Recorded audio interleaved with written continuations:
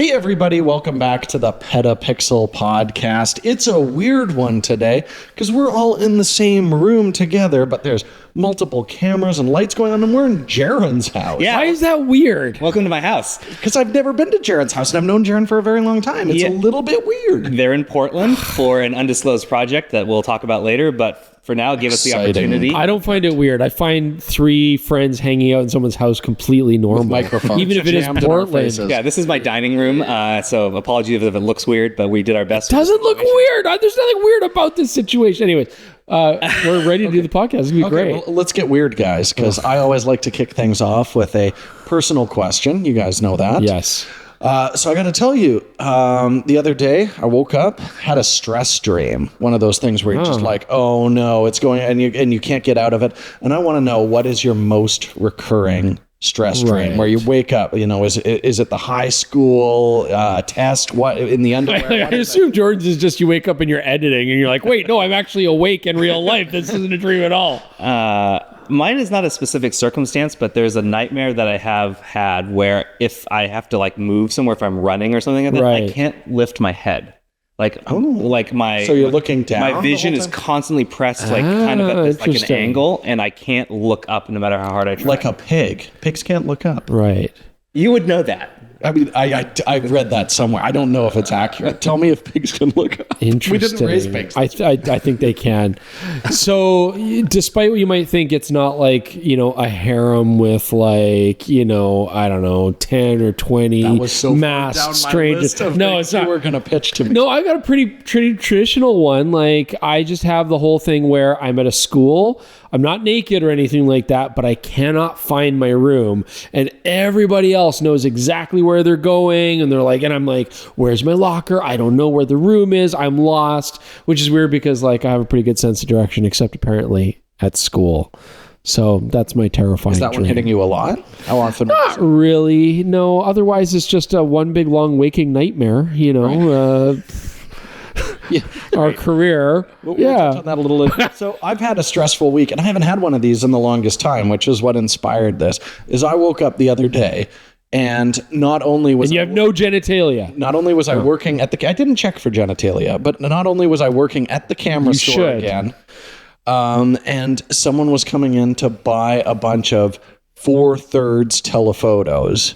Like not micro 4/3, and they're just like, sounds like a great dream. No, it was terrible. I had no idea. And not only that, but they were like, we just opened a Starbucks at this store and you need to also be running the Starbucks. Okay, that is terrifying. That's legitimately a nightmare. Rough, man. Wow. So, anyways, I haven't had one of those in a long time, and I hope this doesn't become a recurring thing because it's been a stressful week, which is something we're going to get into a little bit. I happen to love selling micro 4/3, which brings us to, of course, 4/3. Just 4/3. 4/3. Oh, old school 4/3 SLR. What was a 4/3 SLR telephoto? Tell me right now. I don't know. I couldn't remember one. I'm assuming something that started with 14 and then it was like 45. I hope. I have no idea. Yeah. You're right. That is. I panicked. That is a cesspool of sadness. They're like, I came to the camera store, the best camera store, and you can't tell me one telephoto. And you're like, can I just sell you a Sony A7 IV, please? God, that doesn't exist. This is clearly a long time in the past.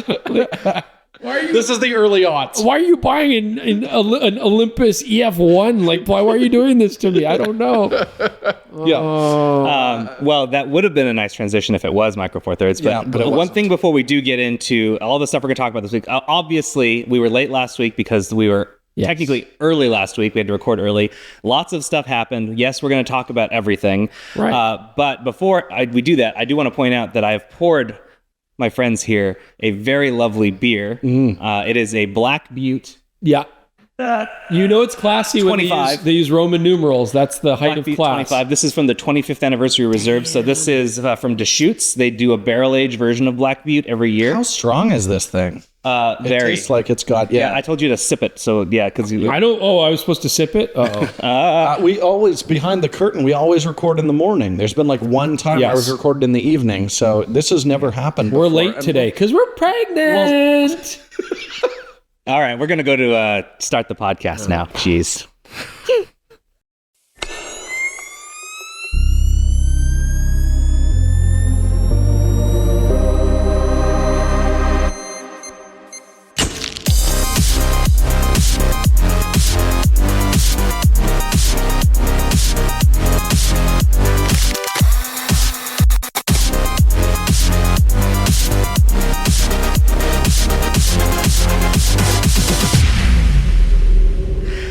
All right.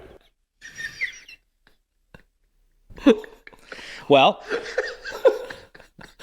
I don't even know how to come back from that. I haven't even started drinking this. So thanks to OM System for sponsoring the episode, as usual. And instead of the normal ad read copy that we have, we actually want to talk about your favorite Four third lenses. Don't do this to Jordan. Not four thirds. Okay. Not four. Oh. Jordan, I need you to tell me your favorite 4/3 telephoto. No, we need to talk about your favorite micro 4/3 lenses. Oh, you can do that. And the reason this came up is one of our writers last week published a story where he covered his favorite micro 4/3 lenses that exist right now. And there's a lot in here, Panasonic and OM, but OM was in here, obviously. Now, OM System, of course, we're very thankful that they're sponsoring the channel. Are we talking about OM System / Olympus 4/3 or all micro 4/3? Let's do your favorite OM System micro 4/3 lenses. Yes. Shall I go first? You can go first. Okay. So by far, 12-100 f4. I love that lens. I've always said it. It's a great general purpose. That is on here. Yeah, it's a great general purpose zoom. I don't mind the f4 given how versatile it is.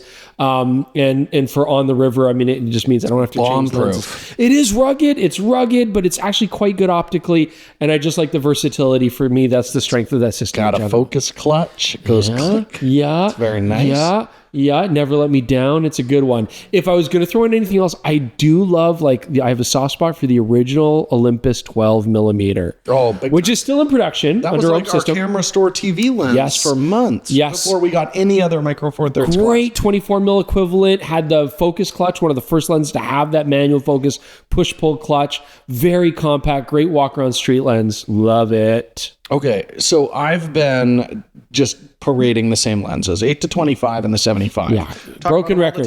You know what? I'm tired of it. I'm going to talk about an unsung legend, which is the 300 f4, which I did not get enough time to spend with that, but we had it for a few months, and I loved that. Like to just go out and be like, I'm getting an extreme telephoto look, but not like a.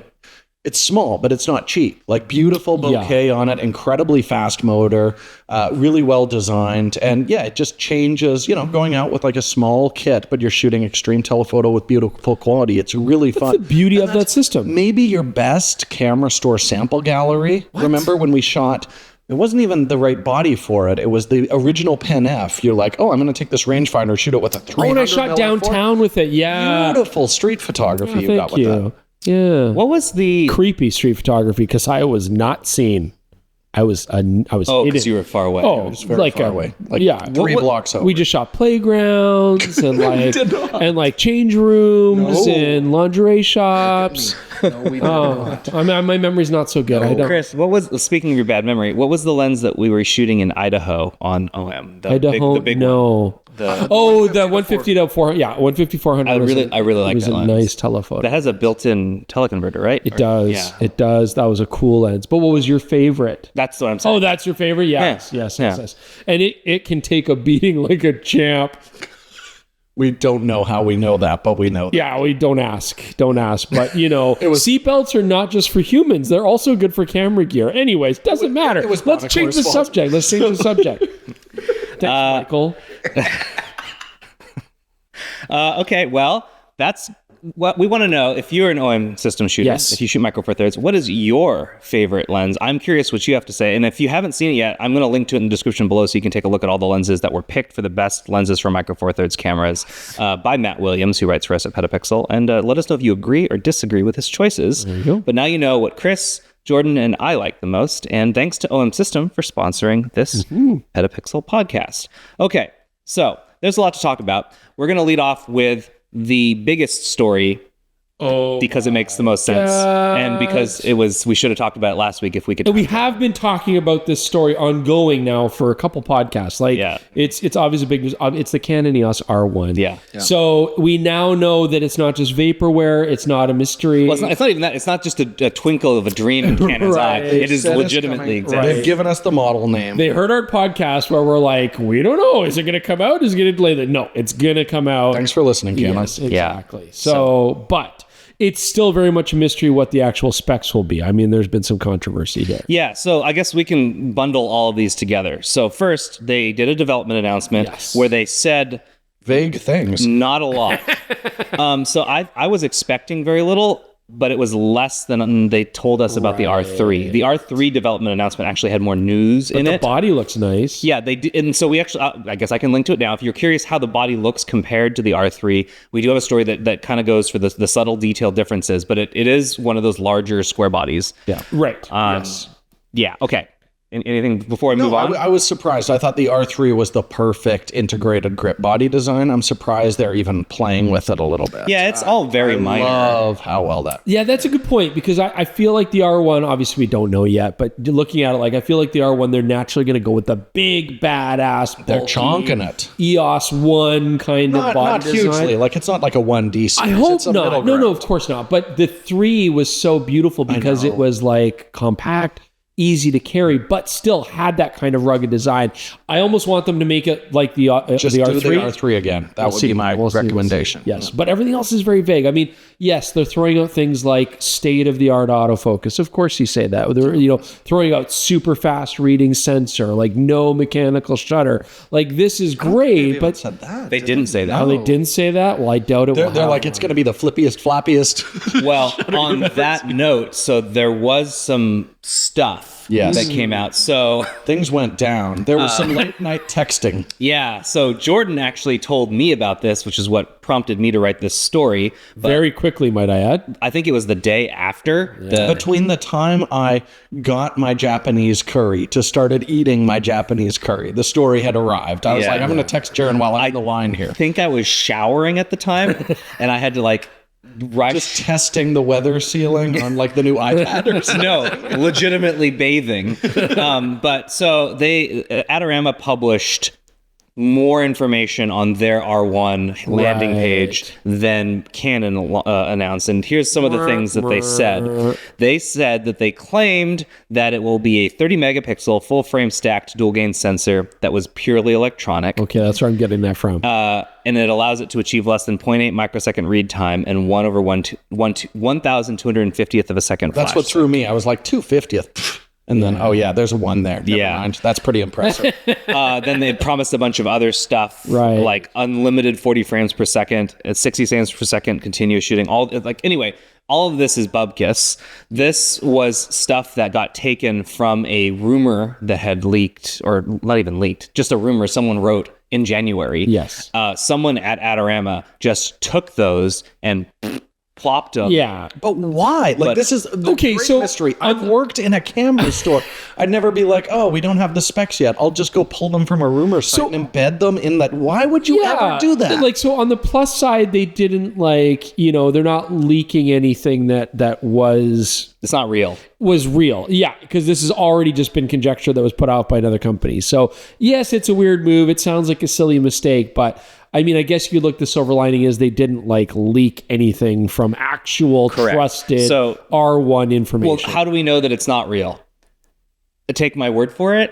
I can't tell you why I know it's not real. How do I know I'm employed? I trust Sharon. That's what you should all do. It's not real. I don't know if anything in there is real. Yeah. All I know is that it's been told to me that it's not real. And but then that does bring us back to the overarching thing is that the R1 launch, not launch, but the information that Canon's giving is still incredibly vague. And so we really don't know anything, right? Like, it is just throwing out stuff like world's best, state of the art. Yeah. You're going to love it. Joy all over the place. Big smiles. So right? the thing is, these are older specs, but they would make a ton of sense when we heard those reports that Canon was really upset about the global shutter on the Sony. Because if they were like, oh, we did it, we pulled off over 1,000th of a second sync, and Sony was like, oh, we have unlimited sync, I could see how that would be like incredibly disappointing. That tracks. But yeah, I don't think the way that this is written, you made an excellent point that Canon would never diminish one of their own cameras. One of the things it said is one of the specs was like better than the R3 and R5, in quote. Enhanced dynamic range that is better than EOS R3 and R5. Canon would never say that. No, they'd never. No, absolutely. They would just say really good. Yeah. Yeah. Yeah. So, well, on that note, also, Adorama had to publish a public apology, my guess under significant pressure from Canon. Probably. But I've also linked to that public apology.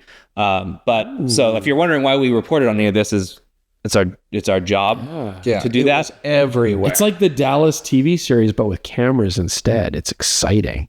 Someone's going to get murdered. How young are you guys?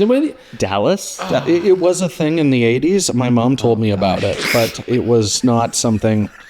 Everyone was smoking back then, I think, and TVs were bigger. Man. I don't know. Okay, before we... JR would be furious with Before we stop... tried to reboot it, but there's not a lot more to say about the R1, but what I can ask you guys is, now that we know that it's real, Canon has... This is the first time, by the way, I want to point this out to anyone who's like, oh, they've been hyping this forever. No, they haven't. Canon has never, until this point, actually acknowledged this camera exists. Now that they have... When do you think it is coming, Jordan? I think we're going to see that in 6 weeks. It was a very tight turnaround from the R3 initial spec announcement to the R3 official launch. So I'm going to say 6 weeks. That's my pick. I thought it was months, but maybe I'm thinking wrong. Chris? When are the next Olympics? 6 weeks. Yeah. Okay. It's summer.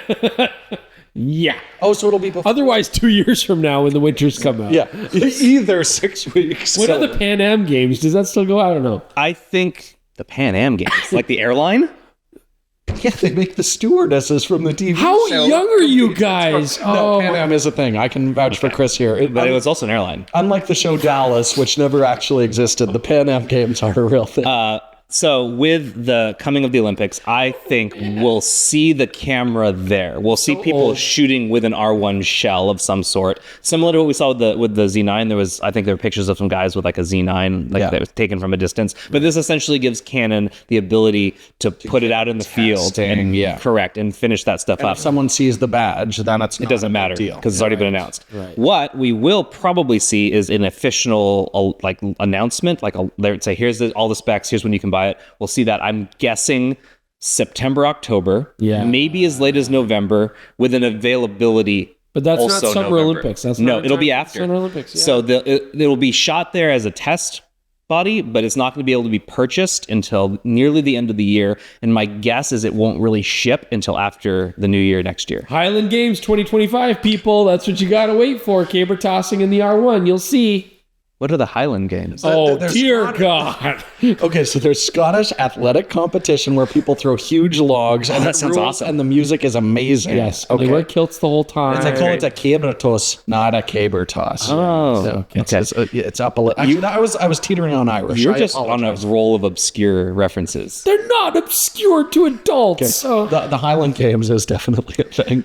Okay. This was never a TV show. It was a TV show. Oh, my God. So keeping these guys together is going to be rough.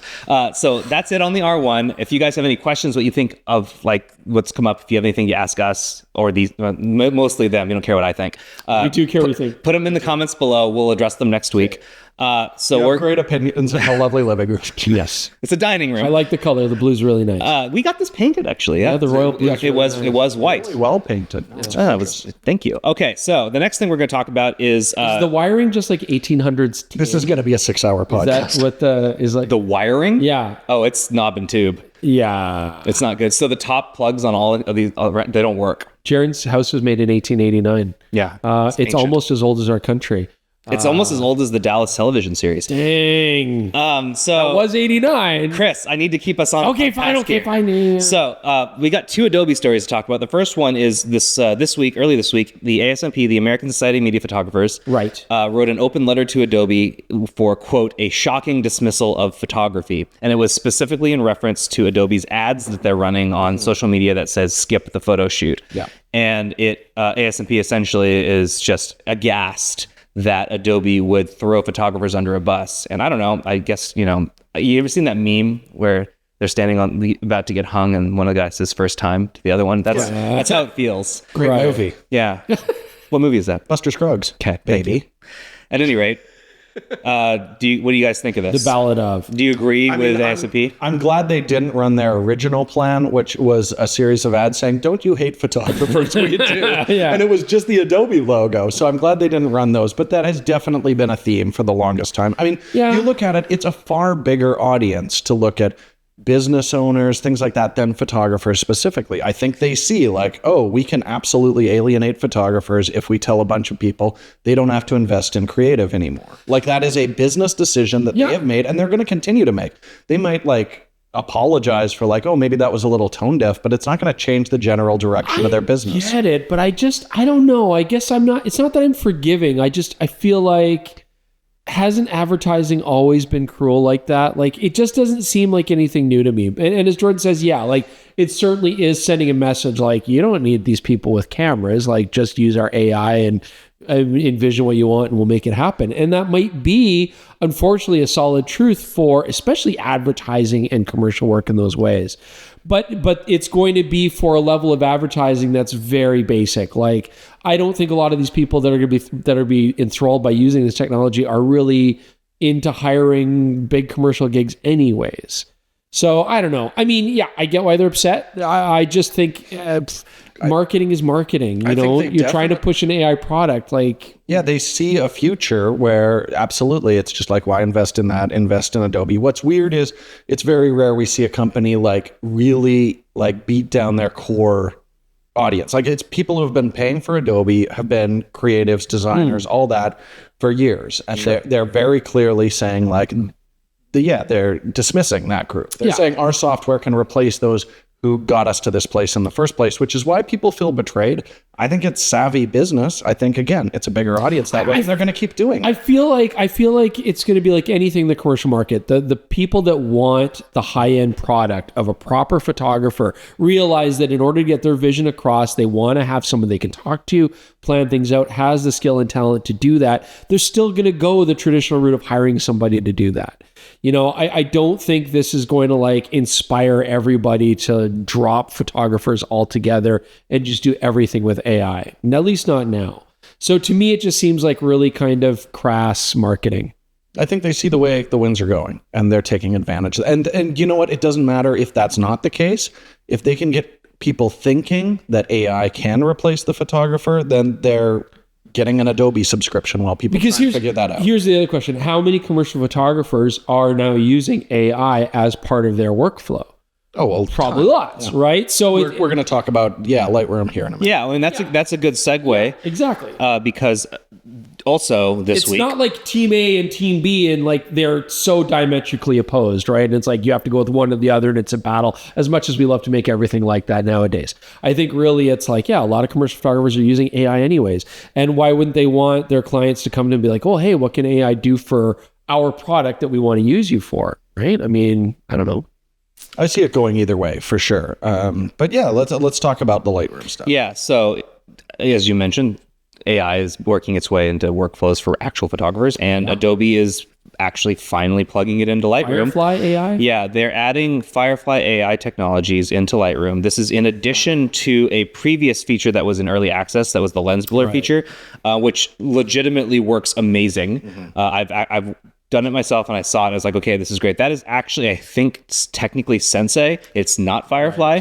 Right. The Firefly stuff is that they've added generative remove into Lightroom, and one other generative feature too. And both of them also work quite well. So we had a demo ahead of time. Not mobile though. Not yet, anyways. Huh? Is it coming out for mobile? Yeah. What? It's across the Lightroom ecosystem. That's wild. So it's on Lightroom Mobile, Lightroom Classic, and Lightroom. Speaking of old TV shows, Firefly, what a great sci-fi series. Hey, am I right? Wait, you know that one? Watch him. I own it. Watch him cover for like not realizing this. Anyway, we tried to go off script with them during our demo. And we told them to remove something that wasn't part of the plan to remove in a picture. So the picture that we had was like from a Chinatown at night, and they were planning on removing like a scooter from the background. And we was like, no, remove all the lanterns from the sky. Right. Because it's a light source as well. It's more difficult. Did it immediately. Yeah. Without problem. Looked completely normal. Mm-hmm. And so I also saw on Reddit someone tried this out with like I just did this with the lizard picture they took. And they didn't specify what tool they used. I could not tell what tool they were talking about. I had to go find the original to realize, they used generative remove. Because it could have been the lens blur too, since there was bokeh in the background. I'm like, that could have been that. The fact that I look at a picture and cannot tell what tool they used sort of frightened me. But are all these features going to be mobile? Yeah. And I say that because, yes, they might be doing AI, but all the same tools, because usually they hamstring the mobile versions. So here's the... I'll see it when I believe it. Chris really likes his new iPad, if you're wondering. So here's the way they do it. On all sources, it's all cloud-based.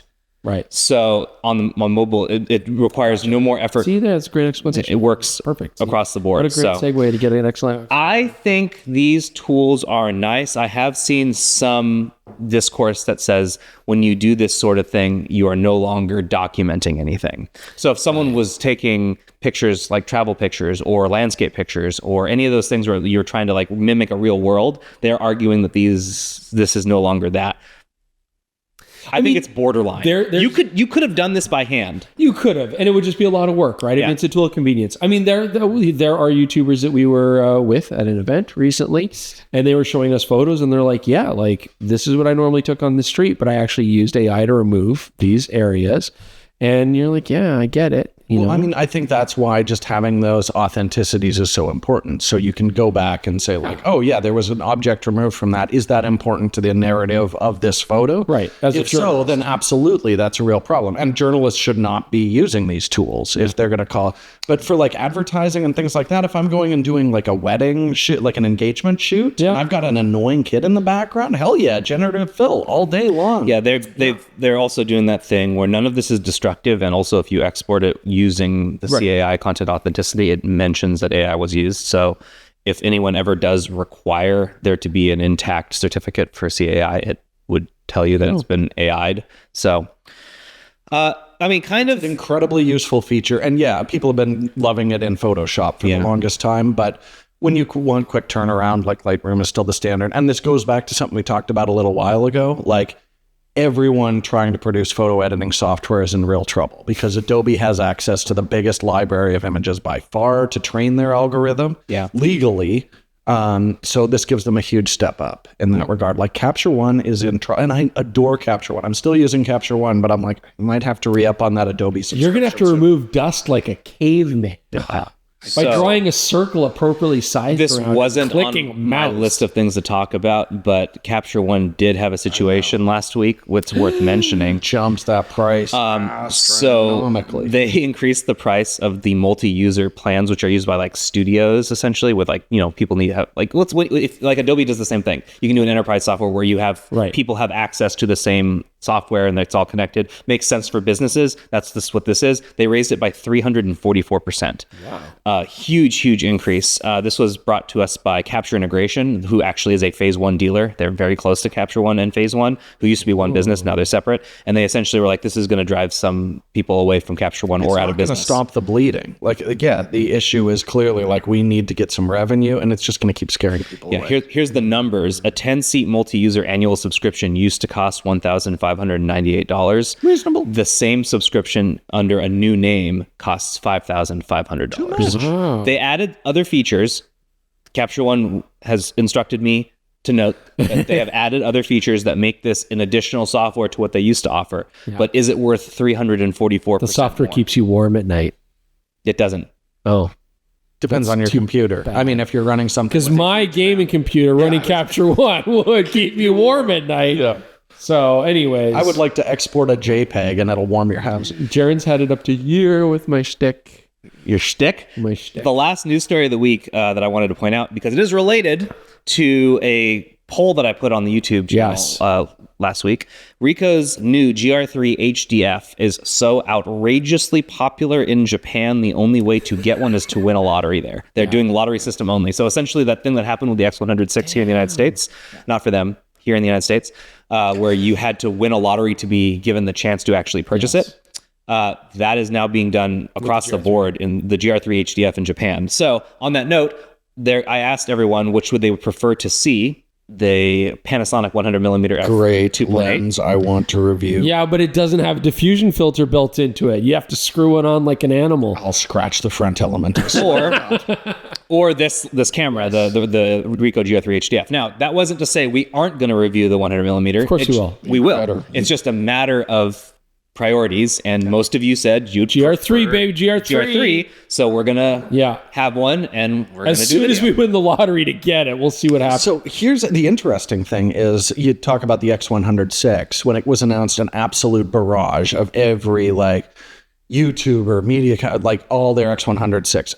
It was like pretty crickets when the new GR3 was announced, except for the studio, like MKBHD's. channel. What was the photographer's name? You hung out with him at the Apple launch. He's Canadian. I should know. Okay, that guy who's a good photographer and a nice person. But it's crazy, like, because I heard about this when the announcement came out. That one video, I was shocked by the demand. And I don't think that it's specifically like a bunch of photographers really plugged into the blog sites. The word got out somewhere that this is, I mean, it's probably because the X100 is impossible to get. Why isn't everybody and their dog making a small compact camera? Everybody's scrambling to make one right now that'll come out in 2 years and the market will be completely saturated. Too late. One of the things that I saw, which was way over the top, but someone was like, why is no one calling out these companies for basically fixing the market to where they don't produce enough? Because they should be able to theoretically produce enough. And no. We didn't cover this on PetaPixel, but I did see a story, so I'll do my best to find it and link in the description. But someone from Fujifilm said that they would rather sell out constantly than have inventory on shelves. Sure. Yeah, of course. Because from a business perspective, of course you would. Yeah. Is it upsetting? Yes. Have we told them we would like them to make more and it's absurd that I can't buy one? I can't buy one. Nikon should re-release that Coolpix. I forget the Lumix A. The Coolpix A, yes. And I mean, there should be a Canonet QL17 digital. And go ahead. No. I do want to point out, by the way, that the 4 that we had in our possession within a 1 week period of the X106s, those all belong to Fujifilm, and those are all back with Fujifilm. And the one that I've tried to hold on to as long as possible is probably going into a wood chipper because it's a pre-production. It's barbaric. Yeah, and they wanted that one back too. So like we don't get to keep them. Yeah, we don't would still be bringing you right now. I would be much happier. Can you see this face? I'm angry. We flew too close to the sun, and we're going to see a viral video in a week. Like what happens if I throw this into a grinder, and it's going to be your X106 that they loved that they have to get rid of. Yep. It's a real shame. I do have to point out, I know we're not doing don't read the comments, but this one delighted me to no end. We are doing that. Let's hear. Okay, good. Yeah, eventually. Is there, well, no, I mean, we're not doing it right now, but there's one comment that came out a few weeks ago where someone was like, thanks for giving the X106 another glowing review, making it even harder for us to get one. And it's like, what do you want us to do? Like, say it's garbage so you can get one? Yeah, that's not going to happen. Nobody buy this camera so that like DL464434 can get one. PayPal me $10,000 and give a bad review to anything you want. Yeah, it's like, this is comical because you would be like, don't buy it as you're stuffing them into your own bag. Exactly. These are horrible. You don't want these. This camera doesn't have beautiful image quality and make you feel better. How terrible of us. At any rate, only Ricoh and Fujifilm are basically competing in this same area. I mean, everybody knows that I'm not like completely enamored with those cameras anyways, right? I mean, that's as good as it gets for you, whoever it is that wants that camera. Foolish opinion. I won't be buying one. Just the world could be, Chris is going to buy one. Yeah. I'm helping somebody else gets one because I'm not buying one. Okay.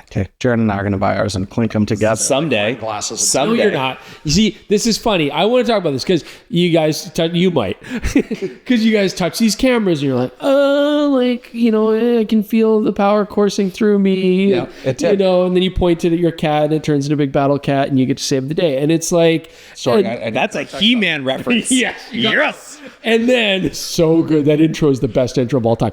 And then after a while, I mean, Jordan, this is not a criticism. This is the truth. Is you're like, I thought about it. I don't know. Maybe I don't need one. I was very close to pulling the trigger on that. Yeah. Like, so it's a great camera, but you got to love it because it is what you want, not because it's what everybody else wants. No, that's what I want. I know that's what you want. So if it was in stock, I would probably have an X106, and I don't know where. Maybe I'd flip it for like $26. Yeah, which is not keeping the camera and coveting it. It's okay. Let's keep going. Okay, yeah, this might be the longest podcast. Let's move on to our main story. And before I do that, I'm going to move this mic. Your mic needs to be like inside the room. It's like you're like hovering above it. There we go. You're too tall. All right, so we're going to start. This is actually going to be about what was announced yesterday as of when you're watching this. It's tomorrow as of when we're recording. Behind the curtain, we have to finish this podcast so I can finish editing the video. Which is now coming out the day of, right before this podcast has come out. So it's already out now. It's Back to the Future. Yes, so we're good. We're going to talk about L-mount and specifically the S9. And what I wanted to ask you guys is, now that you have experienced the S9, you now know every L-mount camera that exists. How is L-mount doing in 2024? Fantastic with lenses. Bodies are a real problem right now. Yeah, yes. I mean, look. Look, I mean, the SL3 just came out. I mean, that's something. You know what I mean? A nice camera. Look, just because the camera exists doesn't mean that the camera is one that everyone should buy. No, of course not. It's not for everybody, but it's a great camera. I mean, certainly lots of lenses. All doing good there. What was interesting, so we were in Osaka, Japan. We played with the Panasonic S9. Interesting camera. I've never seen a camera that's so simple and yet has spurned so long a video/article to explain all the stuff that came out with it. What was interesting about this camera is when it was first launched, everybody watching it, and us included, like, okay, this is obviously like a vlogging camera. It's going after Sony's ZV series. It's going to be like, Instagrammers and all that kind of stuff. And then very quickly, we're like, wait a minute. The execs are telling us that, do I need more? The execs are telling us, no, this is actually a photographic camera. And we're like, meh? Did that happen with the last Panasonic camera too, the G9 too? They claimed it was for photography. They claimed it was for photography. It turned out to be a really good video camera. So they got a funny strategy going on. And I get what they're saying with it. I mean, but I wouldn't call the S9 a camera for the enthusiast or discerning photographer. I don't care what they say. This is what the argument I keep putting to Chris. Like, they can say it's for photographers as much as they want. Yeah. But not putting a mechanical shutter in immediately completely limits the different avenues you can use it in. You're not using strobes anymore. You're not shooting fast-moving subjects. You're getting banding at high shutter speeds. Sure, it's fun to play with the picture styles, but I made the point before, you could already put LUTs onto photo things on the S5 too, which is an incredibly well-rounded camera that at its current price is, and again, we're not doing MSRP. It's been at this price for a while. It's $300 more for something that gets you an EVF, a mechanical shutter, way better body design, lots of control structure. So on this note, actually, you mentioned LUTs, and Chris, I want to ask you about this because you were sort of lamenting that if you don't know what a LUT is, that makes this camera extremely difficult to explain. Yeah, I think I used some choice. You use different language, which I won't repeat. But right, but so like, can you explain? They might not what a LUT is and why it matters for this camera. It took him 6 minutes in our episode to help us all. Yeah, it's a lot. Like, so basically, LUTs, lookup tables or something, they're basically picture profiles that people use for video work. It's been very popular for video work, right? You start with a flat log file, which has lots of potential dynamic range, but hasn't been pushed or pulled. And then you apply a LUT to it, which then gives you a graded look, right? So what Panasonic is trying to do, this is rudimentary for videographers. They all know this. I've been using it for decades, right? Yeah. What then becomes very tricky is Panasonic is basically saying our goal is to convert everybody that's using our camera systems from now on going forward to not have film simulations or photo styles or color profiles, but everybody just say LUT. They want to universalize the term LUT for all color profiles, right? But it's not that simple because first off, if you're working with flat video footage, a LUT has to be designed for that flat video footage. You would not use that flat video footage for photography at all. You'd be starting with other profiles. Right, like so any LUT you designed to go on something has flat to be designed for an original if you tried to put it on a not flat profile, it would look like garbage. Yeah, or at least not what you expected you were going to get. Right. And we're not talking about editing raw files primarily. We're talking about with these LUTs, you're applying these to JPEG, which is the same thing that Fujifilm does with film simulations. 100%. But you know what you're going to get with that because those film simulation modes are designed right off the bat just to be a one-click choice, and that's what you're going to get. You can also make your own film simulations, though, and put them on a Fujifilm camera. All sorts so that's the same concept. So like Lumix saw this. But this is where it gets confusing because Lumix is doing a bit different. So their LUTs also are attached to a color profile. So let's say a classic profile like standard or vivid, you would make the LUT with that color profile in mind. So as much as Panasonic wants you to switch over to LUTs or what the new wordage is, you still have to be conscious of, wait, but what did I originally shoot this JPEG as? As a standard profile, as a vivid profile, as a monochrome profile, as a natural profile, because then the LUT that you've made is designed for that. Yes, you can mix and match, but now you're all over the place. But that's also how Fujifilm film simulations work, is you're adjusting a existing film simulation. What's really weird, and I said this in the video, is if they wanted to roll this out go curate a group of like 15 fantastic profiles, which is exactly what Fujifilm has done. Like you might have some that you don't love. So that's where we're going to disagree. Okay. No, that's okay. Go ahead. Yeah. Okay. So essentially, if you do something like that, then people who are just starting out with the camera can click through all these. And not only are they like super heavy effects, which is what the other camera manufacturers do, a lot of them are quite subtle and actually will work in a usable way. Then you might be inspired to go do your own. What Panasonic has done is they've said, okay, we're giving you sample LUT 1, sample LUT 2, sample LUT 3. They're not catchy at all. Yeah. Go download other ones and make your own. And I think a lot of people are just going to be immediately, that's a very difficult thing, as opposed to like your camera comes with a bunch of preset profiles, which is what Fujifilm does, with cool names that have a legacy. And I was saying before, like, Fujifilm has been around for a long time. These are the names that stuck because they're catchy and they have heritage to them. Fujifilm has a really fortuitous position because they have that legacy, correct? Right? And they could build on. So how does Panasonic get in on this? Because everybody else has done basically the same thing, right? You've got your standard, your vivid, your natural, your portrait, your landscape, blah, blah, blah. Most of us don't even touch those, right? And then on top of that, they would do art filters usually, right? Which is your crazier stuff. You go in and have your art filter. And they were so like numerous and difficult to navigate. And it was just, and often like way over the top. And so what's interesting about the Panasonic LUT system is you've got this new Lumix Lab app. It works very nicely with the camera, connects to me. I can go back and forth, relatively easy to upload and download LUTs at will, even out in the street and then try a different look. What it's going to do is democratize that whole process where you get to share your own creative styles. Everybody else gets to share theirs.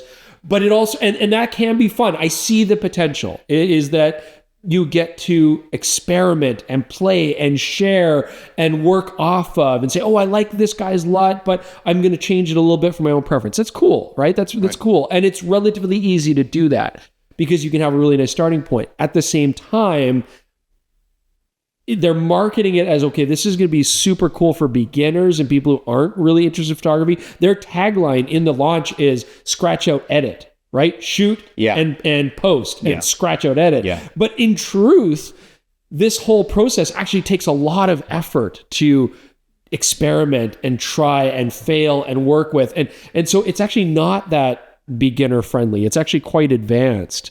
And so that's where I feel like it's a little bit misleading. Do you agree with that?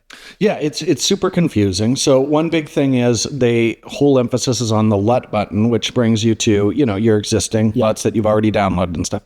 If you want to play with them, it's a separate menu. It's a My Picture Profile, which again, My Photo Styles doesn't have the word LUT in it at all. So this whole attempt that they're doing to brand everything as a LUT. And the reason they're doing that is a .cube file, which we've been using in video forever, that is a LUT. Yeah. You can do the exact same thing in photo, which is kind of cool. If you download a video profile, you can apply it to that. Sure. That being said, if you were to do a photo recipe in a Fujifilm camera, you can apply that to video clips as well. There's nothing revolutionary about it. The thing is, if you find a look that you like that is compatible with Vlog, you can apply that over to photo on it. Yeah. But I do think, there's way too much weight being put on something that, honestly, the interface is confusing. I had a really tough time with it. When I finally got it narrowed down, then I was like, oh, this is fun.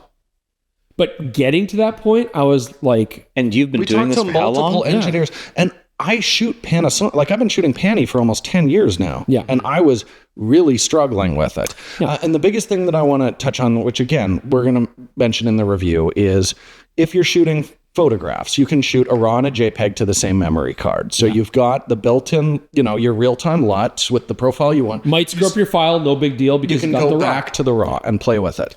In the S5 II, it has dual memory card slots. So you could save a proxy with the real-time LUT cooked in and still have access to your Vlog, that nice flat footage, if you screw something up or want more flexibility. The camera that they're debuting this feature on is an S9 with a single card slot. So if you put a real-time LUT on it, then it's cooked into the footage. You have no safety net. And again, for beginners, that's daunting. It's daunting. Let's be honest. The S9 is a cool design. It's compact. It's lightweight. It looks sexy from a distance. But take away Lumix Lab and all of the LUT stuff, and it is a very basic entry-level camera. So much so that, advanced photographers aren't going to love the handling necessarily.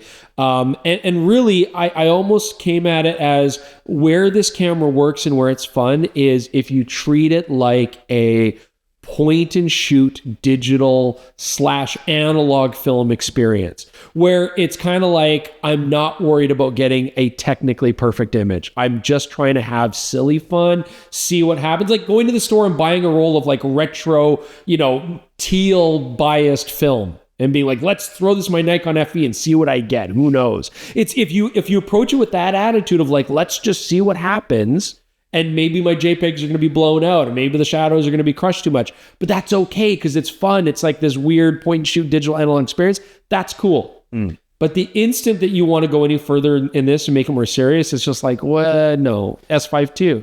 And again, remember, this Lumix Lab, we're going to see this coming to. So does that immediately devalue the S9 as soon as it goes elsewhere? You'd specifically have to want that really lightweight body, and you specifically have to want that very easy, point and shoot kind of experience. Because if you're trying to make this into a more advanced creator camera, no, I don't think it does it. So I'd get an S5 II, and then I could do all the experimental LUTs I want, but at the same time, I'm like, yeah, I've still got a serious camera that can also do other stuff. So, I mean, I originally planned this to be about all L mount, but clearly you had some thoughts about the S9, which is fine. A lot of that is very valid, and I think this will add context to anyone who watched the review to understand what Chris is thinking about in the background. Set an afternoon aside. But so I'll just, what we were all thinking, just give context. When we first heard, okay, guys, we want to bring you out to Japan. There's going to be a new camera release.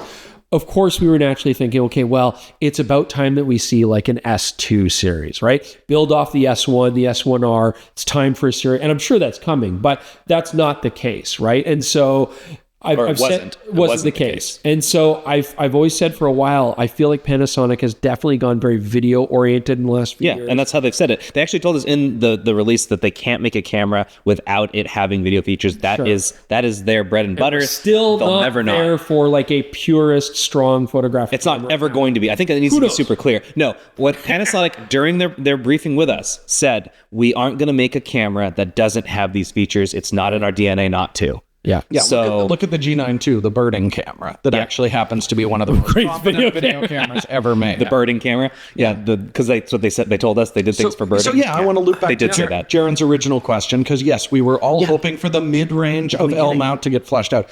SL3, great camera. Incredibly premium, incredibly niche, and has some real limiting features. S5 II is an extremely well-rounded camera for the price. Yeah, it's great, but it's still at the low end of the enthusiast market. Anywhere between an S5 II and an SL3, I mean, the older Panasonics are old. They don't have the new autofocus. They don't support the new firmware.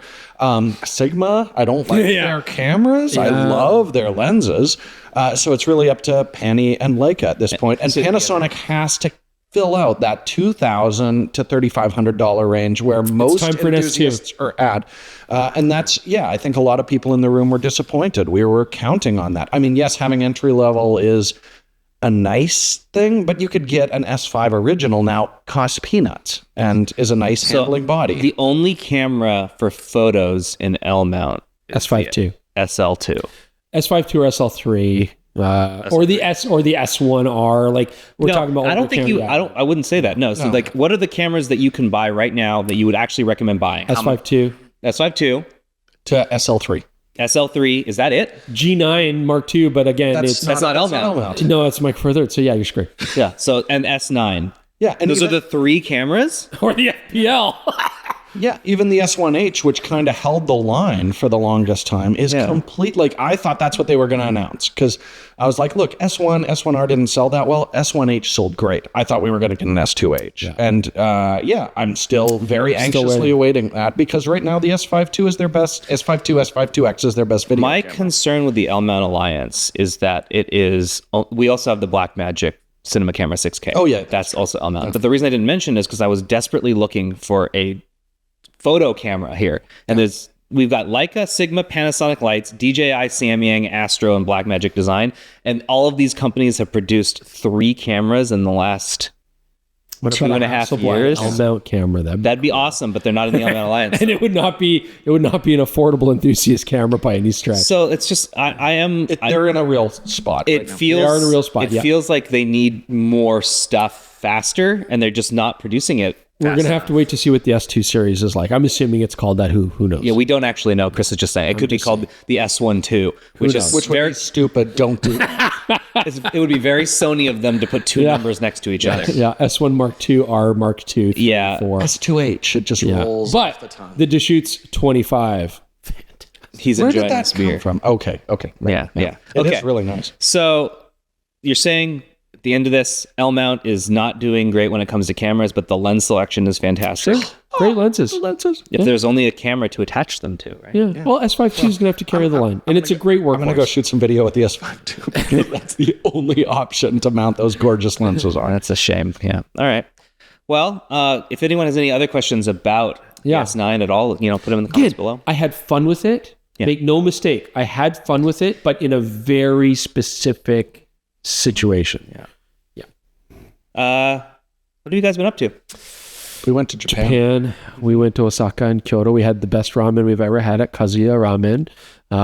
We also had katsukuri, which was number 2 on your list. We didn't do bento. Jordan wanted bento, katsukuri, traditional and bento box. ramen. We ran out of time. We so I got had a Japanese hot dog instead, which was lovely. For a set. Where are you going? He's just going to the bathroom. What have you been up to, Jaron? Well, I've been holding the line while you guys were flying internationally. Thank you. But a lot of it was planning your guys to come here, which was sort of fun. And then all of the news that broke. Oh, sweet! Yes. Jaron tasked me with a quest. Nice. To go get him Gundam Karuban from series Nijiroku. And So while I was there, so you can get, anyone who listens to this knows that I like Gunpla. By the way, the folks that are sending me Gunpla on Instagram and seeing if I've seen it, I appreciate it. I love looking at Gunpla, so I'm always having fun there. Why can I open it? Will you open that, please? But when I was there for the Fujifilm event, I saw this gacha machine, and I'm like, oh shoot, that's one of my favorite Gundams, and it's like a chibi version, like a small, cute one. And I thought I pulled it, and I got home, and I realized that I didn't pull it. he's like, Chris, you gotta go to Japan and I get need one." you to go get this for me. That's so many pieces. This is actually almost no pieces. This is going to take me maybe 15 minutes to assemble. So can you finish this before the podcast's over? No, he needs all his little sharpening tools. I would need to go get, I need to get my thing. But this is great. Thank you so much for getting this. You're very for me. welcome. We went to Gacha Gacha no Mori in just south of Dotonbori, and we found it, and it was cool. Amazing. And there was like 3 balls in that machine left, and second pull. Aren't those shops incredible? They're the crazy. gacha machines. There's so many. I thought there'd be kids. It's all like teenagers and adults are like waiting for the thing to Did go. you I'm guys- gonna Jaron rock is it. a grown Yeah. man. Did you happen to see that not only can you build Gundams, giant fighting robots, but you can also build entire like rooms. You have to pull them, but you can like build an office. So you have to pull the chair, you have to pull the desk, and then you have to assemble it. Like I saw one that was for like a living room. I don't know who builds them, but I Japanese can just see do it better. I almost bought a fishing lure keychain. I came very close. Oh, come on. Come on. How much was it? $1? Yeah, $1. Should've bought looked it. like dollar store quality. Anyways, it was a fun quest. We found it. We succeeded. And we had a great time. I mean, it was great to meet everybody again. Like, we met a lot of new people. a lot of new people. We had a great time. So often it's been the same group for the last decade. Yeah. But we're definitely the old men now. Oh yeah. Everybody's like, hey, so great to meet you. Like, I really appreciated like all you did back in the day growing up, watching your videos. It really helped me become a much more young and influential YouTuber Were you than you on presently Dallas? Like, I saw you on Dallas. Oh, by the way, on this note, when I went to Sushi Heaven last time, I went there again without them. They asked how you guys were doing, so they remembered you. So Sushi Heaven. That means a lot. I had sashimi in a marketplace. The dude was just cutting saba, like mackerel, with his knife, and then he just had was so sashimi good. cut. It was really good. I had one and it was cheap, and the food's so good, and everybody's nice. And Osaka's got like a cool, like kind of like major metropolitan, but also a little bit rough around the edges, and I liked it. It was like nice contrast from Tokyo. And of course, Kyoto is always stunning and beautiful. And so, we had a great time. Yeah, it was nice. Like we got to hang out with a lot of our old friends. Like Kai Wang and Locke came out. Ted Forbes, Gordon Lang. Brownstones, we got to hang out with them a lot. But met a lot of new people. Like Matt Johnson was an absolute delight. Ben Joss. It was just nice to meet a lot of kind of up and comers we'd never run into before, and they were all a pleasure. I don't make friends on these trips. I feel like I made friends. That's great. Pretty cool. Anyways, moving on. Yeah, that was nice. So we're going to go into the tech support section, and we've got a lot to get through. We're going to listen to a speak pipe from Johan, who has a question. I love Johan. We have a question for, I think it's mostly Jordan. I do love Johan. I know it is, but Johan has Crazy About Fly Fishing channel. You guys should check it out. He has beautiful production value. He gets to fish in New Zealand most times, and just like amazing stuff that he gets to catch. And he documents it all beautifully. So let's hear what he's still working hard. Let's hear. He has a question about an Insta360. So here we go. Hi guys, it's Johan here from the Crazy About Fly Fishing YouTube channel.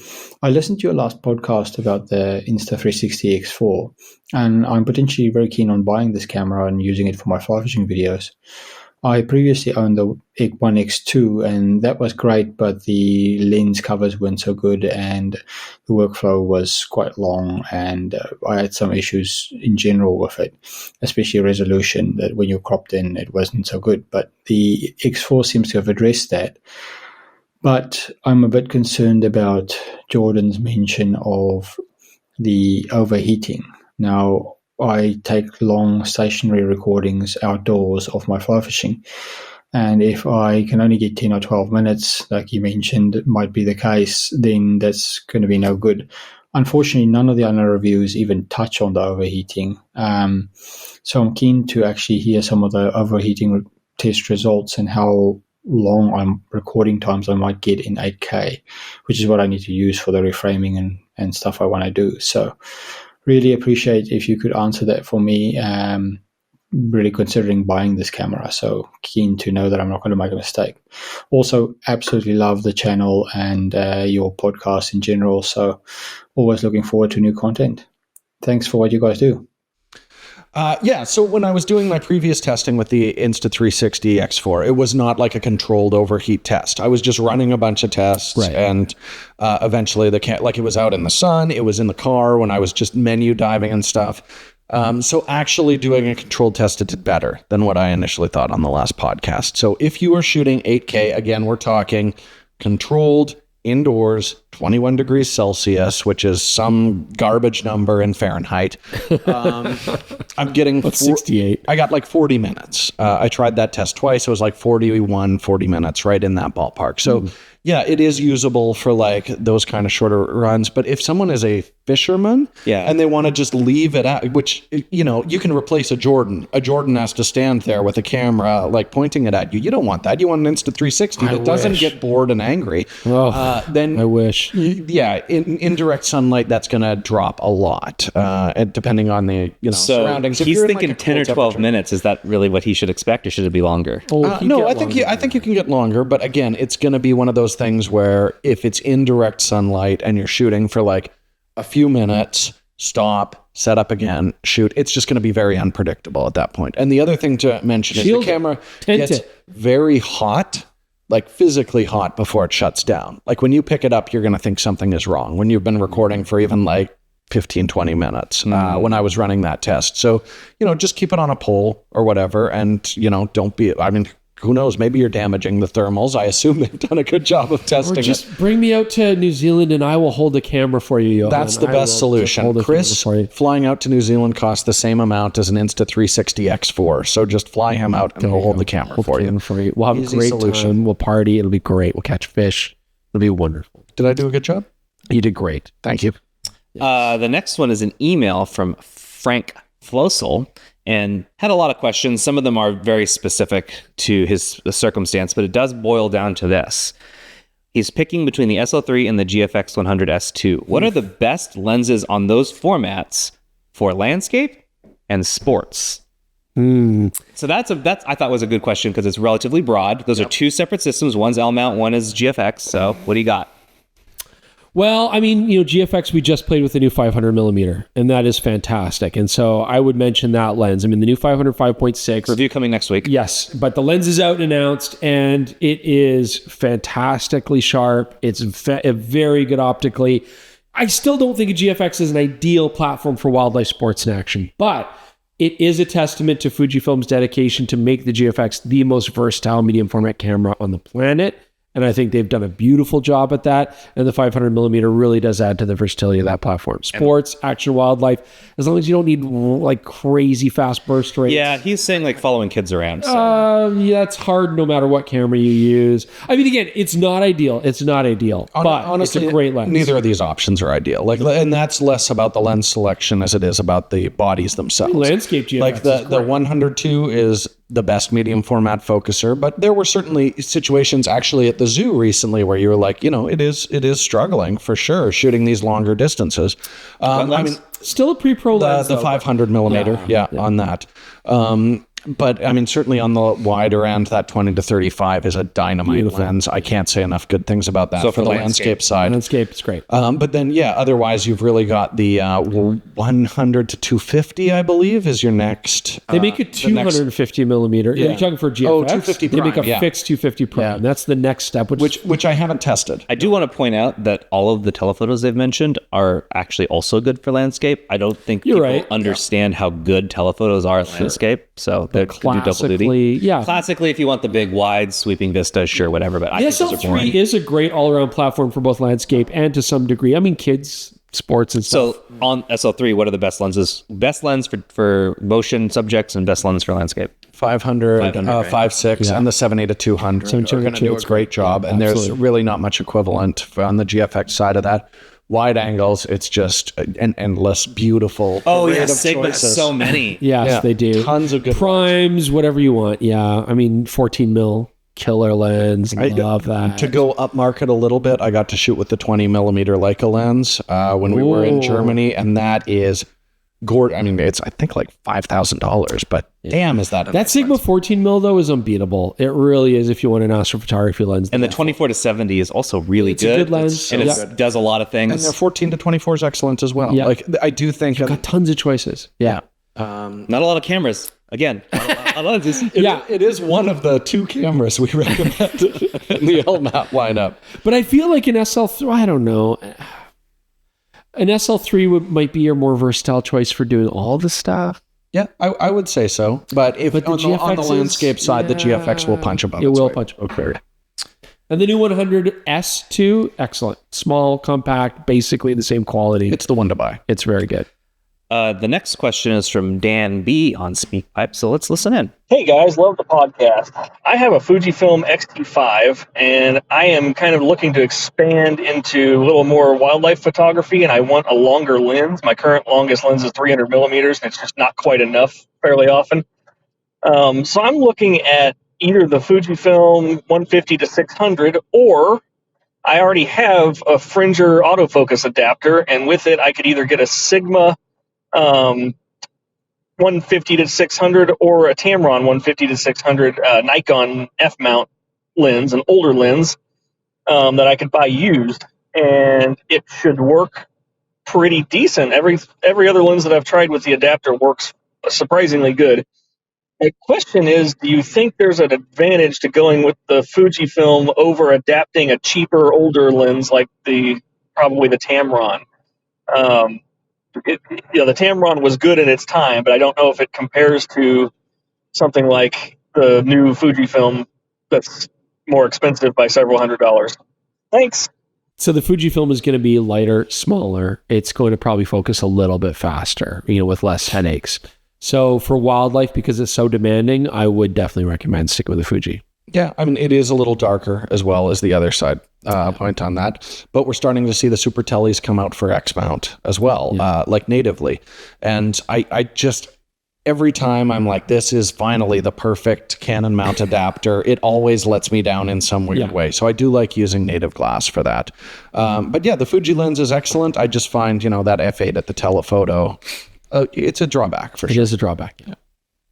Okay. Quick. That was good. Next one is another SpeakPipe from John Baker. Let's listen in. Hi, Jaron, Jordan, and Chris. This is John from Louisville, Kentucky. Here's the heart of my question. Can you clarify how both megapixels and lens quality impact sharpness and croppability? Like everyone except Chris, I'm eagerly awaiting my Fuji X100 to come in. And I just recently sold my X100V, which means that I'm now getting all the more impatient and trying to look at what other options are available. I've been really interested in the Leica Q because that's really the only thing in my price range that seems to be a step up in potential image quality from the Fujifilm. However, as you know, it is much lower megapixel, and I really appreciate being able to crop into 50 millimeters with a compact camera. Even from my experience with the X100V, which I used for a while, I did notice that the lens was much softer than the Ricoh GR III X that I use, or the Sony lenses that I was used to. And by contrast, when looking at the Leica Q, it seems like the lens is unmatched in the compact camera world. So here's my question. What will actually give me better cropping ability in real life? A high megapixel camera with a softer lens, or a lower megapixel camera with a very, very sharp lens? Hope this makes sense. Thank you so much for your help. It does, but that's weird. I mean, what I'd really want is a high megapixel camera with an appropriately sharp lens. But that wasn't an option. So yeah, croppability primarily is going to come down to megapixels, and it's going to come down to noise levels to a degree as well, plays a part. And then ideally you want optics that will then deliver the maximum resolution of those megapixels. Because if you have high megapixels, but you don't have a lens that resolves it fully, you're not getting those high megapixels. So croppability really comes down to sharp megapixels. The more sharp megapixels you can get with less noise, which again also affects your sharpness, the more croppable the image is, I guess, in a very simplistic way. I think it just comes down to what you find more abrasive. And I certainly find zooming in on lower megapixels where you're seeing a digital-ish image looks far worse than a high-resolution sensor when you're zooming in on a slightly blurry image or a straight-up blurry, soft image. Yeah. Just looks, it's slightly out of focus. Maybe it's artistic. Who knows? But I'll take that. And so, I would go high megapixel with a softer lens. I agree with Jordan. Yeah, but that's a waste. But those were your two options. He gave you two. It's like a how would you prefer to die question. Exactly. Right? You're not going to be happy no matter what, but that's the least unpleasant. All right, next one is another speak pipe from Sean. Let's listen in. How's it going, Chris, Jordan, Jared? Sean here from Nova Scotia again. I have a question this time, but it's about log. I've been doing my research on log because I want to start recording more in it, but am wondering, why is log worse off in low light than the standard profiles that the cameras would get? Is it because it's already a flat profile, so the noise is more apparent? Or is it that there is a lack of noise reduction in the profile itself? I just don't know what makes it worse off in low light compared to a regular profile. And the second part of this question is, if you use the live LUT view, so you're not seeing the log footage on your camera, you're seeing a LUT, do you still have to expose 1 to 2 stops over that? Or are you just exposing for what you're seeing on the LUT itself? I'd like to know. Thank you guys again. Love the podcast. Keep up the great work. Thank you. These are excellent questions. And first of all, your voice reminds me we need to shoot on the East Coast immediately. We've never done it, and that is garbage. So we're going to work on that. Oh, God, I love it out there. So to start off, the reason that you're seeing more noise when you shoot log footage is because the inherent nature of a log curve is it's boosting the shadows. If you're shooting a raw photo, then to get the most dynamic range out of it, you're pushing the shadows up. A log file does that for you. So now your shadows and midtones are noisier. That's why people recommend overexposing. So your important information is falling more into the, more towards the right side of the histogram, the top of the waveform when you're doing that. More data there. Now, that's the nice thing, because a lot of the time people are like, oh man, the native ISO on this is 640 or 800 or 1600. Well, that's okay, because you by default want to overexpose log if possible. That's the most important thing. If those highlights are really important to you, maybe I'd rather have noisy shadows and hang on to my highlights, and log gives you the flexibility to make that decision. But you're generally going to bring those shadows back down. Absolutely. And you're going to dampen a lot of that perceived noise that you're going to see. So moving on to the second question, yes, putting a LUT on it, I find is definitely, it can be very deceptive. You might expose it exactly where you want, but That LUT is designed to put like middle gray at 38%, which is not probably how you're going to expose that image. So a lot of the time when I have it on, I love it because at least I'm looking at a contrasty image. It's easier to check my focus. It's a lot more detailed and sharp. Hard to focus when everything's the same tone. But a lot of the time I am overexposing it. I'm looking at my histogram, I'm looking at my waveform, and I'm making the decision as to what I can decide to throw away. That's why waveforms are better. Use your waveforms. Team waveform. Yeah, I'm on team waveform. I agree. Like I do a lot of shooting where with Jordan I'll shoot log because he wants me to shoot log with a contrasty scene, whatever. He insists. But then you shoot me on a 709 stuff, profile. I'm shooting a lot of 709 like. And you have to be very careful that you expose those in a very different approach. You can't like if I expose 709 the way I do log, my highlights are blown out completely. There's no getting them back. I mean, 709 footage should look deep, rich, saturated colors. Expose and it how you want it to be at the end of the day. Log, if you expose it that way, you're throwing away information. You're just throwing away light. You're throwing away detail. Once you bring those shadows up, they're going to be noisy AF. So you're really exposing to the right with log. But what I really want to get across, and we see this all the time, is people just saying blanket statements like overexpose S-log by 2 stops or 3 stops or something. It's a case-by-case basis. You have to decide how important those highlights are to you before you make, because you could just wind up throwing all your highlights away, and then why didn't you just shoot at Rec 709 and save yourself the headache afterwards? Waveform. But use your waveforms. Waveforms. Yeah. Waveforms on all cameras. Yeah, I don't know what camera you're using, but if it doesn't have waveform and you want to shoot log, that's debilitating. Throw it in the garbage and get an S5 too. Don't do that. Actually. Or apply one of the LUTs that I built for the Panasonic S9 and just which will make the image way too crunchy, which is why parts of our new video look bad. No, they look retro. Bad.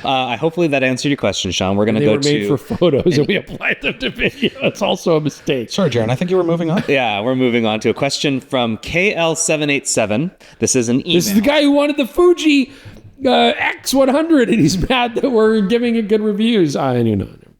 No, that's not the same person. No, it's not the same This is guy. an email. This is a nice person. We wish to start by thanking the team for creating shows that are both entertaining and educational. Nice person. That's very nice. I'm a casual photographer, mainly shoot travel and family events. The other Star Wars robot person that I didn't like. I used to only shoot raw and found it is true that raw images are raw, unprocessed, and not the same as shown on the back of my camera when downloaded my computer. Picture control or film simulation not applied to raw files. Right. I can manually edit the files to achieve what I want, but as a casual photographer, I don't want to do this every time for every photo. JPEG files are beautiful out of camera, but I worry about screwing up high contrast shots and won't be able to recover them later. I also tried RAW plus JPEG, but Apple Photos isn't a great tool to deal with RAW plus JPEG pairs, and my computer will soon run out of space if I continue down this path. I wonder what you would recommend. You've already kind of answered your own question because you're accurate about the pitfalls that you will face with all 3 of those setups. JPEGs will not give you room to recover your stuff. It just won't, right? So you have to get your exposure right. You have to like the end result. You do not want to change this afterwards. I hate to keep saying this because I didn't used to shoot Fujifilm at all, but if you shoot Fujifilm, you can use film simulations and basically get the shot you want every single time using film simulations. And then if you don't like them, the new X106 shoots heaps. Yeah. I was about to say you can't shoot heaps. Yeah. Okay. Exactly. So heaps do give you more wiggle room for sure. Little There's bit. more Little dynamic bit. range. They are 10-bit, so you can push color a little bit further as well, but it's not quite akin to a RAW file. But what's cool about heaps is they're the same size as JPEGs with more information. So if you're really butting up against the storage thing, memory's getting pretty cheap right now. I don't think that's as huge an issue, but if it is in your particular situation, heaps will get you more information for the same amount of space. I'm still an ardent RAW plus JPEG shooter. And your RAW files, you can have picture profiles applied so that you know and have an idea of what they're going to look like, right? So I'm still a RAW plus JPEG shooter. Okay. Keith. Okay, we're going to move on to the section called Never Read the Comments. That's where we make sure to always read every comment. Yeah. And I'm going to read you a few from the Fujifilm Bonanza you had last week. Ben J. Haish said that PetaPixel is on... We hung out with him. Yes. He is a delight. Oh my, if anybody's watching Master of None, an old Netflix show, he's very similar to Arnold, and it felt great. It's like I'm hanging out with their buddy Arnold. A little more chill and socially responsible than Arnold, but yeah, okay. Well, he said that we were on fire for posting so many videos, and someone responded to that. Their name is Lo-Fi Axolotl. Isn't that lizard? Lo-Fi Axolotl. It's a salamander. Yeah. Jordan was probably kept in a windowless basement for at least 6 weeks. That's why you can't even see him in the videos. Nice trick, just playing some old audio of him, pretending like he's behind the camera, though. Jordan, you were trapped in a basement. Windowless Do you have a window in that basement? I do have. I block it out because obviously I need a clean. But I hate to break it to you, but he was also shooting those videos, which means the amount of labor you thought he was going under was actually more times that. It's been one of the most difficult weeks I've ever had, but we're at the close to the end of it, and I get to hang out with my buddies here in Portland. Hopefully, that'll be like a nice. Palette cleanser. That's what I was looking for, but I can't because I have to go to my room and edit this, and I can't think anymore. Yes. But yes, we're coming to the end of it. Happy Jordan's back on the podcast next week. So this is related to the XT50. This has been the most number one comment thing here. Too expensive. The price of the XT50 is the best advertisement KEH could ever ask for. Great, love that comment. And the price jump is kind of staggering. How do you feel about the price? I think they're just changing the placement of it. It's very telling that they're keeping the XT32 in the lineup at the lower price. It is expensive, no doubt. The XT50 does. Whoa, geez, sorry guys. The XT50 does justify that to some degree. I will digress that to some degree. It's been in a cask for a long time, people. The XT50 does add things like IBIS, which we haven't seen before in this platform. So there is some justification for extra cost. 40 megapixel sensor, great. So there is some justification, but yes, I get it. It is an expensive camera. Yeah, it's the least expensive option with the new 40 megapixel, which is our favorite photographer's sensor. In a lot of ways, I'd say the XS20 is a better, more well-rounded camera. But if you want maximum detail, this is a very similar price. It's $100 more. And it was a really nice camera to use. I really enjoyed the XT50 experience. I did. I really enjoyed it. I like the way it looks. I like the new grip. The image quality is good. It's a stable shooting platform. You like the dial? I didn't mind it. I don't like that dial. Having a dial committed to Fujifilm simulation modes is you could look at it in negative ways, a waste of a perfectly good dial that you can use for other things. Well, it's customizable on the X100S. You can put it on any dial that you want. But it's not customizable in the XT50. But if you are going to use Fujifilm simulation modes a lot, it works very well for that. But I just want another dial, and I'll put my film simulations on the dial. Too bad. This isn't a great disagree. Too bad. You get Acros and Nostalgic Neg and Vivid and Velvia, Provia, and then you also can customize some, and that's what you just take it and like it. Sire Fung says that they thank you for including the actual horizontal and vertical pixel count when talking about the screen and EDF resolution. You're welcome. I use a calculator. That was easier to understand. That was a decision we decided to make a while ago. And it was good choice. Yeah. Okay. Question on Threads. JMG Jordan Photo and Stephen Van's Photo want to know, how is the XT50 versus the Nikon ZF? Oh, that's not really a comparison. I think people are saying that because they both look similar, like they have the same vibes, but they aren't really the same sort of platform. No. I mean, the XF, it's well above the ZF? The XF. I said XF. The ZF is well above. I mean, not just image quality. I've had a lot of this beer. Not just image quality wise, but I mean, back to recording in the morning. Fit and finish is excellent as well. I mean, it's certainly a stand above. So yeah, no comparison. $30? 12.5%. Yeah, it's like a bottle of wine. Yeah. Okay. Okay, so wait, I really enjoyed the experience with the XT50. I think it shoots well. It's definitely lighter, definitely smaller lenses, both vintage inspired. I feel like the ZF is a more refined camera and definitely a better picture taker overall with the right lenses. I think it's really interesting that the lower price option actually gives you more resolution. So it depends on what you want. Better low light performance, more dynamic range, then obviously the Nikon wins there. But if detail's king, and honestly style, because Nikon has like 3 lenses that are like a little retro-y, where Fujifilms really gel well with that body. So if you're the kind of person who really cares about the look of your camera, then there are definitely some advantages for the XT50. But the ZF is giving you excellent low light performance. It's giving you better autofocus. And it's more money. Definitely has an edge there. The body definitely feels more refined and higher quality. The IBIS is kind of unmatched really with the new technology that they're adding. And I think ZF is still a step above. ZF's a better video camera as well. The reason we have so many comments here is because you guys produce a lot of videos. So here, the next one here is from... Really?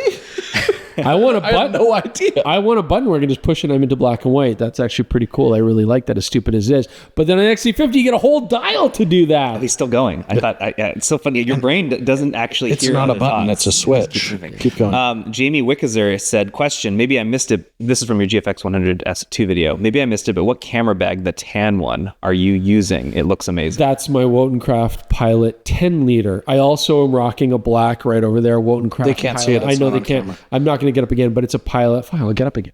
It's a Pilot He says it's a Pilot 7 liter. 7 liter. You can hear it if you listen hard to the echoes. I'm probably going to kill the bands that low. No, I don't think so. There you go. There's the Pilot 7. I love it. This magnetic clasp is like the best thing ever. You just click it shut. Look at that. Flick it open, boom, easy. Okay. The Cordura is light, it's rugged. No one asked me about my urban disguise. I've been Because you using for think 12 tech years. bags are ugly and gross. It's also because it's even grosser because it's old and grungy. Yeah, and your functional- zipper jams, and I had to Functional open it. grunge. I had to open his think tank zipper with a pen because he locked his It's true. all his stuff in there. All my yen, my bus ticket to get to Kyoto was all in my bag, and I jammed the zipper with the stupid attachment leash that's in there as well. Yeah. So Chris did. Apparently, if you stab a zipper really hard with a pen, you can get into it further back. But I was reefing on it. I made an embarrassment of myself in a Japanese bar in Osaka. He was this close to having to commit seppuku. That wasn't on the cards. Actually, going back to the topic at hand, on that same video, Please tell me what it was. there's it's the GFX100S II. A lot of people, and I've seen this conversation both on your videos and on social media, are not sure what the real difference between the GFX100S and the S2 are. It's not apparent to them. Ooh. the S and the S2, same body. So I think that's a big thing, but upgraded IBIS, way better EVF. That was the big one for me. one. Yeah, especially with a high megapixel resolution sensor. I really appreciate having a higher resolution EVF for playback and for making sure things are sharp, because that's a thing. Extra megapixels, you got to have a sharp lens. We had this conversation before to really make sure you're actually making use of all those megapixels. So it's IBIS, better EVF. Better autofocusing Better algorithms as autofocus. well, because it's got the big same one- stuff as the 102. People can say tracking birds or whatever they want, as much as they want, but the big thing is the eye detect is much more accurate. And I would say half the people using this are going to be shooting portraits. And I shot with the 500mm, which is a challenging lens, absolutely. And on Jordan's eye, bang, right on the iris. We're talking 500mm And I looked from a long hot. distance. He did look hot. Ev has no idea. I'm just going to blow up a giant. It's 100 megapixels. It's going to be a 20. I feel like sometimes my job is just 36, making 48, you look hot just to a your giant. wife. Yes, exactly. And it's going to be great. We're so close to being done. It's a shame she listens to this, and I'm ruining a present. There's two more comments. One is from Gavin Cato Photography. Sorry if I missed it, but is the eye AF detection focus better or the same as the GFX 102? Oh, there we go. It's so basically the same as GFX 102, better than the GFX 100S or the GFX 100. Okay. And then Brian Solidus Fury says, I adore you guys. I really do. We adore you So too. happy that you're doing what you're doing the way that you're doing it. So all my rants and all my ridiculousness and whatever and old references, thank you. I appreciate the validation. I really do, because look at these guys mocking me with their eyes. And with that is the end of PetaPixel's After Dark podcast. We're here never in doing my this dining again. room. I hopefully the audio came out okay, because Chris got a lot louder than I was prepared for. So I hope he's not peaking too badly. But I didn't eat my mic, so it'll probably work out. Okay.